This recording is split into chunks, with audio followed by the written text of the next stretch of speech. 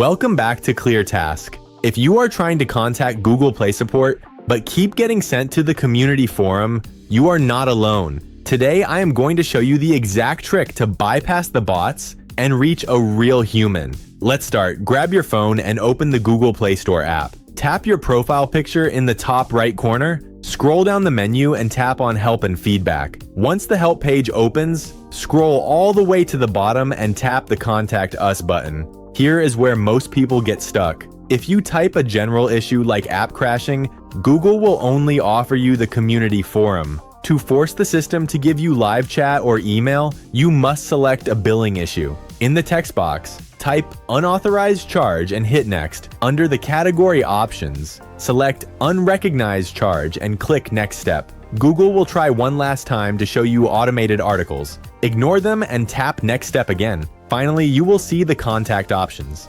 Depending on your region and the time of day, you will now have access to a live chat button. Click on it, and once you connect with an agent, you can explain what your actual issue is. That is the fastest way to reach a real person at Google Play. If this trick helped you out, please leave a like and subscribe to ClearTask for more straightforward guides. Thanks for watching.